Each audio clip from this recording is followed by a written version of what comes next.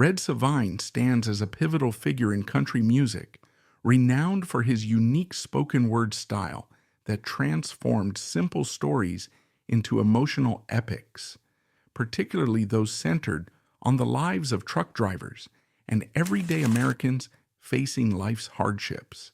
His voice, rich with a blend of sorrow and warmth, resonated deeply with audiences who found solace in his tales of loss, redemption, and human connection.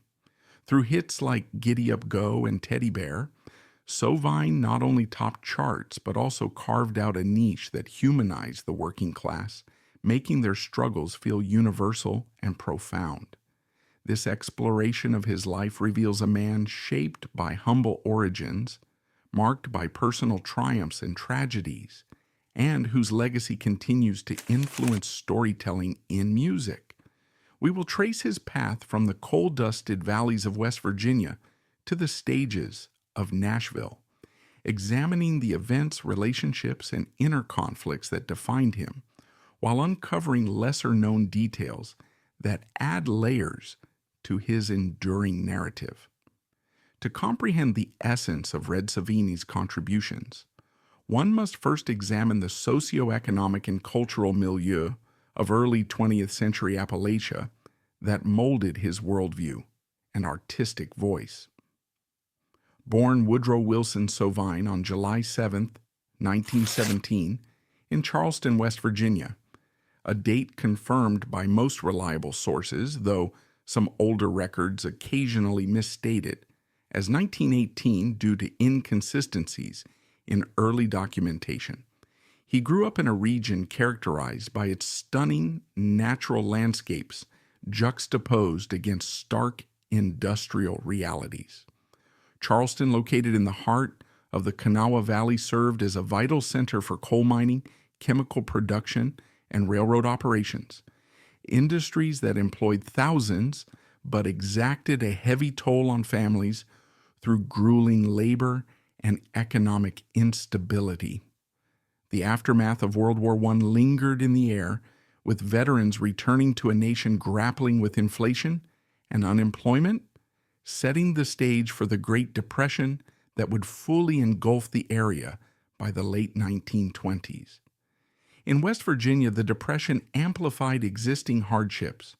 Coal mines shuttered, strikes turned violent, and families like the Sovines relied on resilience and community bonds to endure. Red's father, Alonzo Conrad Sovine, born in 1878 and passing away in 1943, embodied this tenacity as a steam engineer, operating massive construction equipment on sites that built dams, roads, and infrastructure under the strain of economic downturns.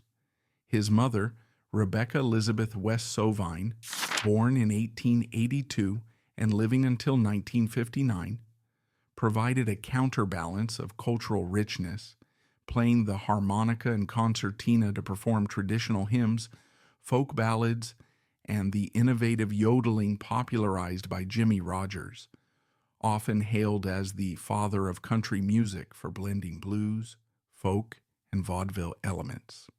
Radio emerged as a transformative force during this period, with stations like WWVA in Wheeling broadcasting live performances that reached remote hollows, inspiring young listeners like Red to dream of careers beyond the mines. His distinctive reddish-brown hair led to the nickname Red, a casual label that would become synonymous with his public persona, masking the complex individual beneath. This era witnessed country music's evolution from informal barn dances and church sing-alongs to a more commercialized form, influenced by the migration of rural workers to urban centers and the rise of recording technology.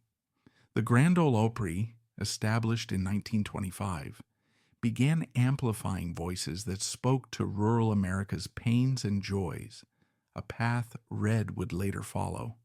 For Sovine, these formative years instilled a deep empathy for the underdog, a theme that permeated his work.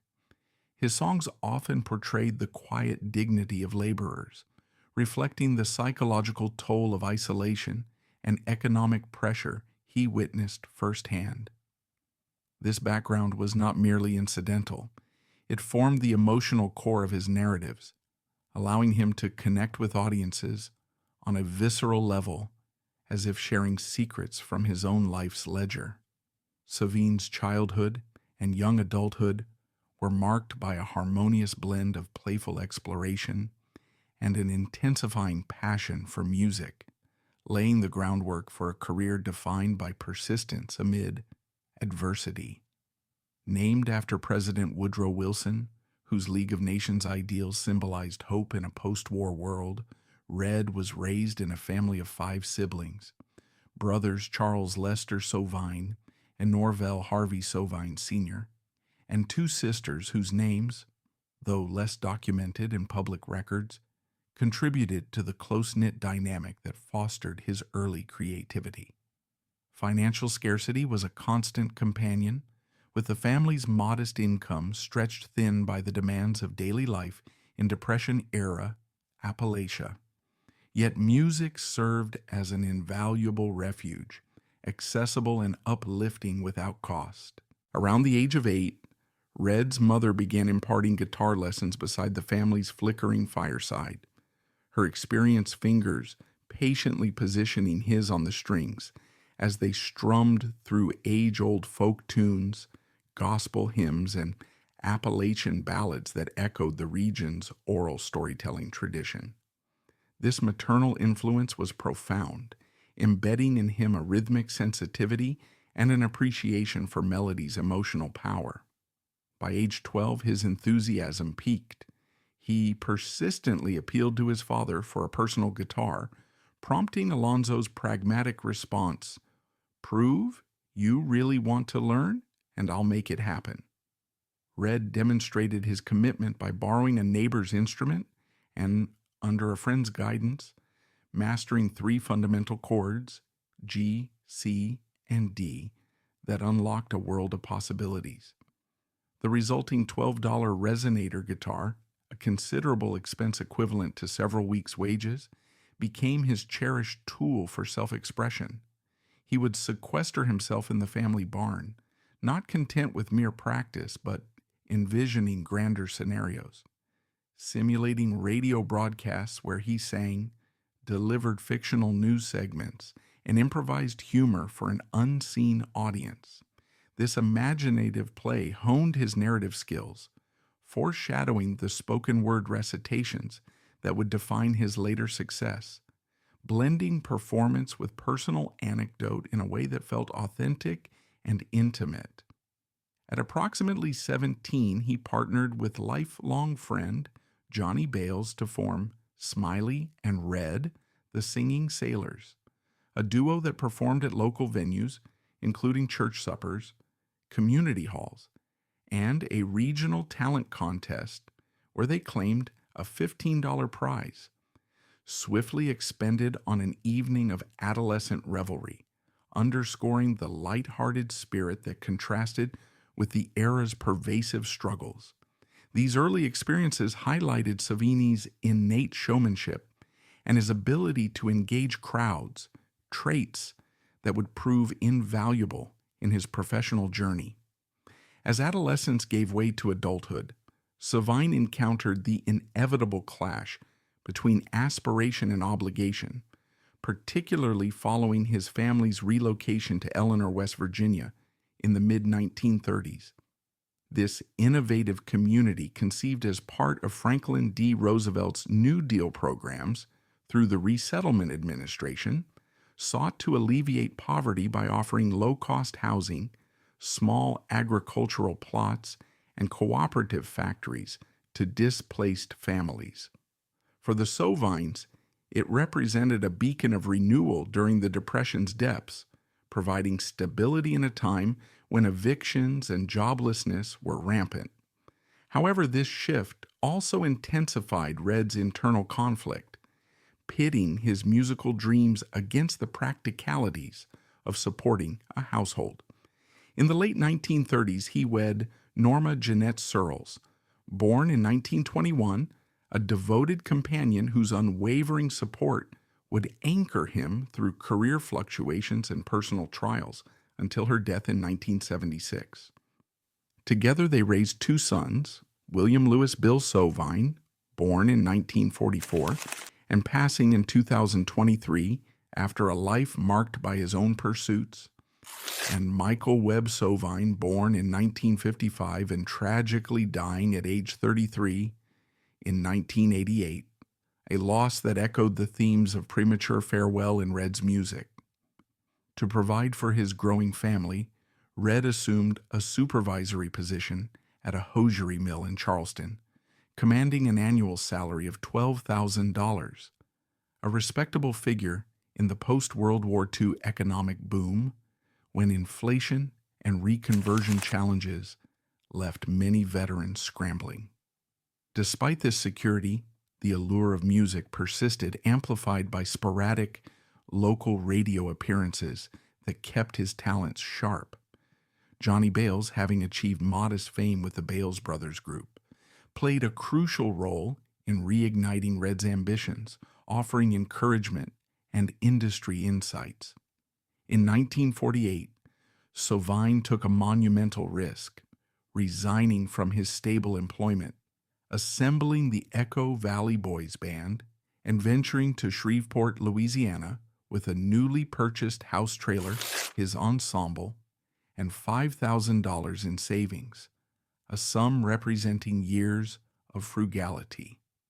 This relocation was emblematic of the broader Appalachian diaspora, where individuals migrated southward in search of opportunities in the expanding music scenes of cities like Shreveport and Nashville, driven by a mix of hope and desperation. Psychologically, this move reflected Sovine's resilient optimism, a trait forged in his youth, but it also introduced elements of vulnerability, as the uncertainty of success weighed heavily on his role as a provider. The subsequent phase of Sovine's career underscores the unyielding perseverance that carried him through initial disappointments, a chapter frequently eclipsed by his later acclaim, but rich with insights into his character. Upon reaching Shreveport, site of the prestigious KWKH station and the Louisiana Hayride, a breeding ground for country stars akin to a southern counterpart to the Grand Ole Opry, Red expected a seamless transition based on a prior audition. Devastatingly, the executive who had endorsed him had been terminated, leaving Red adrift without recognition or employment. This setback precipitated painful choices, dispatching Norma and the children back to West Virginia for familial support, dissolving his band, and enduring solitary hardship in an alien environment. In a poignant 1975 oral history interview, archived by the Country Music Hall of Fame and Museum, Sovine vividly recalled the ordeal. "I got paid on Wednesdays, and by the following Tuesday, I often had to bum a dime from one of the announcers to buy a loaf of bread. It was humbling, but it taught me endurance." This era of solitude and scarcity paralleled the isolation depicted in his future trucker anthems, fostering a profound empathy for those on society's fringes. Despite the adversity, Red's determination prevailed. He obtained a position on an early morning radio program, which, though modestly received at first, allowed his resonant baritone and innate storytelling to captivate listeners, eventually securing him performances on the Hayride beside budding luminaries like Elvis Presley and Johnny Horton. Fortuitous alliances soon propelled Sovine forward, illustrating his modesty and raw ability in a competitive field. Hank Williams, the iconic yet tormented country legend, discovered Red's work and was captivated by his sincere expression. Williams intervened to arrange a favorable slot at WSFA in Montgomery, Alabama, and brokered Red's inaugural major label agreement with MGM Records in 1949. When Williams advanced to the Grand Ole Opry, Red assumed his Hayride spot, a gesture laden with symbolism, as it transferred the mantle of heartfelt balladry. Webb Pierce, another hayride contemporary known for his ostentatious flair that starkly opposed Red's reserved nature, further aided by convincing him to helm the Wandering Boys Band and negotiating a Decca contract in 1954. These partnerships bore fruit. A 1955 duet with Goldie Hill on Are You Mine ascended to the top 15, merging Red's narrative prowess with tender vocal interplay. The ensuing year delivered his inaugural chart topper, collaborating with Pierce on a rendition of George Jones's Why Baby Why, a track that resurfaced in the 2019 sci-fi film Ad Astra, broadening its audience far beyond country enthusiasts.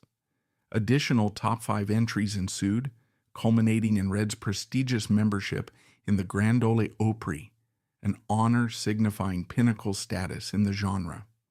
By 1959, he had produced nearly 50 recordings for Decca, yet prosperity was tempered by peril, as the demands of touring exposed the vulnerabilities of life on the road. Catastrophe befell Sovine in 1959, an occurrence that indelibly marked him and infused his artistry with heightened emotional resonance, though it remains underexplored in mainstream accounts. During a tour, a catastrophic automobile collision resulted in grievous injuries for Red and the fatalities of bandmates Douglas Nicks and Johnny Morris, as detailed in contemporaneous reports from publications like Billboard and local newspapers. This tragedy, which necessitated extensive rehabilitation, ignited speculations of survivors' guilt. While Red infrequently addressed it publicly, associates observed a marked alteration in his disposition, a more profound somberness that permeated his subsequent compositions. Shifting to Starday Records, he adopted solo performances, transmuting anguish into artistic output. A redeeming moment arrived in 1961 with Missing You, a composition he co-authored with Dale Noe in 1955, interpreted by pop vocalist Ray Peterson. It ascended to number 1, 29 on Billboard's Top 100 and number, 7 on the Adult Contemporary Leaderboard, showcasing Sovine's compositional adaptability in bridging genres, a frequently disregarded milestone that afforded economic respite during a professional hiatus. This period exemplified life's paradoxes for Red.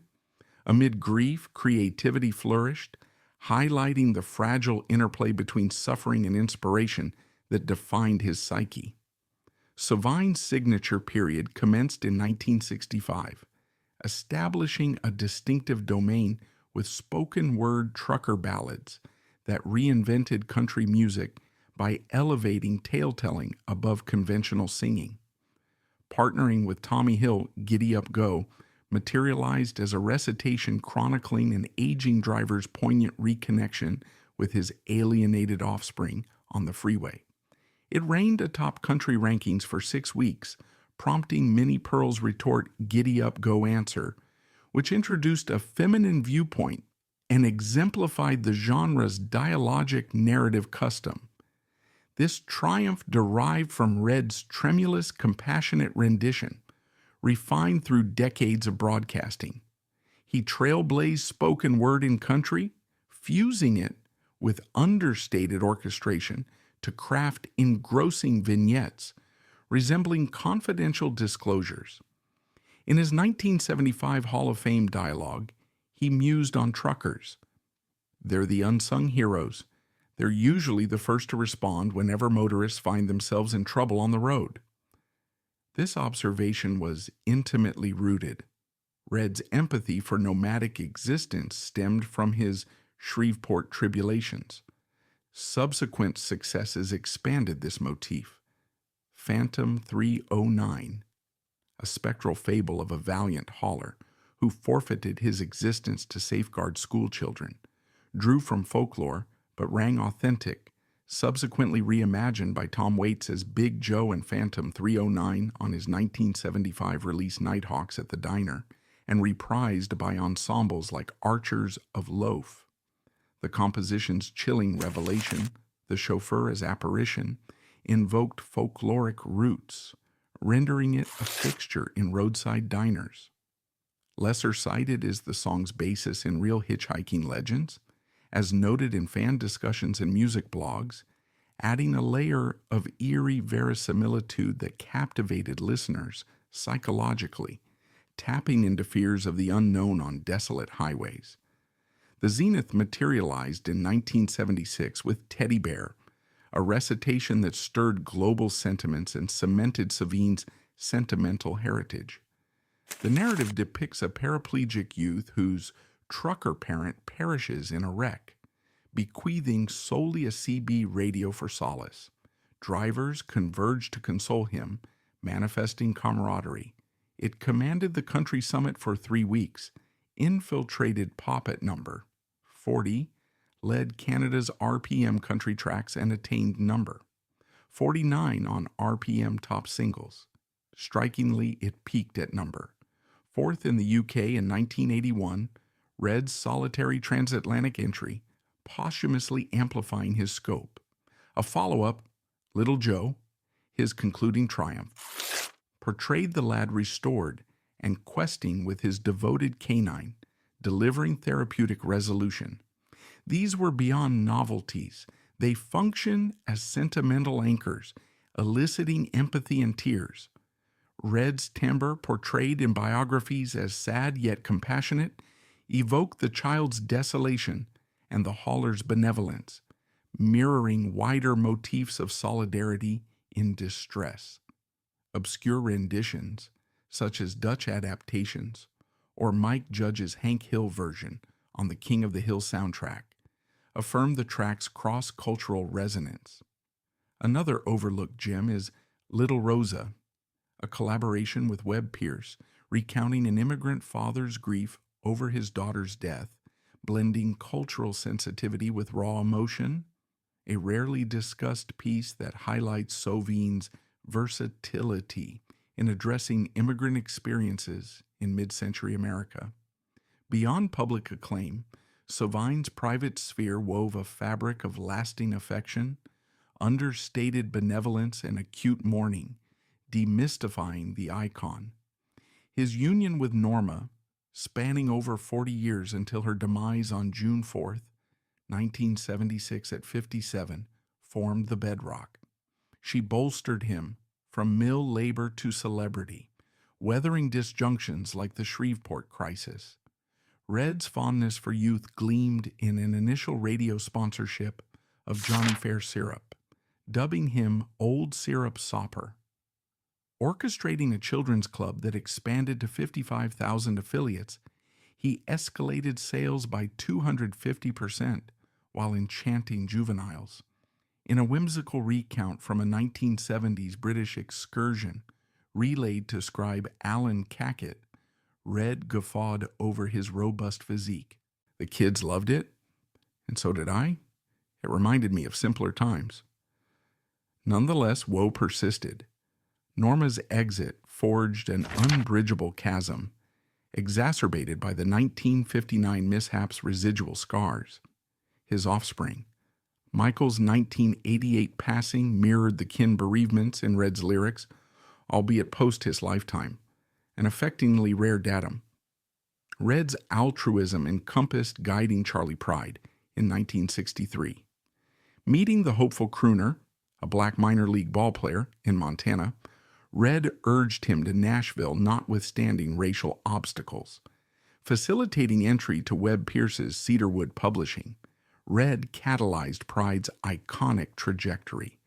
Pride subsequently acclaimed Red in discourses. He saw potential where others might not have, and that changed everything. This benevolence during Red's own stagnation post-Dreamhouse for Sale, cresting at number 22 in 1964, unveils a magnanimous facet seldom accentuated, underscoring his commitment to uplifting others amid personal plateaus. Sovine's intricacies warrant balanced scrutiny, as his groundbreaking method ignited controversies, illuminating country music's progression. Detractors sporadically rebuffed his spoken word as excessively maudlin or saccharine, interrogating whether it eroded the style's unadulterated vocal customs. Art or recitation? In Nashville's Orthodox enclaves, this incited boundary deliberations, with certain deeming Red a gimmick rather than earnest craftsman. Red modestly deflected, yet the discord emphasized frictions between purists and pioneers. Individually, the 1959 calamity engendered conjectures of entrenched remorse. Archival origins imply he internalized the forfeiture, scarcely broaching it, but funneling it into motifs of altruism and atonement. His demise on April 4, 1980, Good Friday, appended poignant irony. Enduring a cardiac episode while piloting his van in Nashville, he breached a signal, impacting Edgar Prim's auto. Prim endured with trivial abrasions, but Red expired at St. Thomas Hospital from profuse internal hemorrhage via ruptured spleen and liver, alongside shattered ribs and sternum. At 62, he forewent Teddy Bear's UK ascent. These facets, contentions, remorse, and destined conclusion, sketch a nuanced likeness, admonishing that chronicled personas harbor oppositions, their sagas amenable to re-evaluation as communal perspectives evolve. Red Sovine's perpetual import resides in his extensive cultural and sentimental reverberations, imparting perennial doctrines on compassion and mortal vulnerability. His holler hymns spawned a subgenre, motivating Dave Dudley, C.W. McCall, and subsequent tale weavers like Johnny Cash, whose A Boy Named Sue mirrored Red's verbal zest. Contemporary rap country fusions owe homage to his narrative ingenuity. Culturally, Red magnified proletarian utterances, depicting truckers as protagonists traversing solitude and obligation, nurturing esteem for vital laborers during industrial metamorphosis. Sentimentally, his tunes engender benevolence amid tribulation. Teddy Bear ignited tangible philanthropies, such as hauler processions for afflicted juveniles. We discern that existence's enigmas, delight in woe, fortitude in frailty, delineate us. Politically, in contemporary bifurcated realms, Red's yarns surpass schisms, stressing communal tribulations over variances. Enshrined in the West Virginia Music Hall of Fame in 2008, his sway endures via Tom Waits's renditions and media inclusions, like the Porter Wagoner Show, attesting his chronicle's pertinence. Further, as of 2025, renewed interest in archival interviews, such as his 1975 Hall of Fame session, has surfaced lesser-heard quotes like his reflection on storytelling.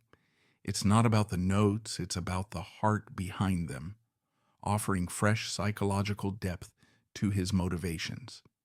In summation, Red Sovine surpassed mere vocalization to emerge as a virtuoso narrator, embodying life's tender splendor via chronicles of traversed paths and unbroken ties. From West Virginia's silos to Nashville's illuminations, he instructed that each odyssey harbors recollections and teachings in deprivation. Although his utterance hushed, the resonances compel us to heed vigilantly on our trails, valuing linkages. Gratitude for traversing his chronicle. May it kindle contemplation on your personal tales upon next encountering a hauler's dirge.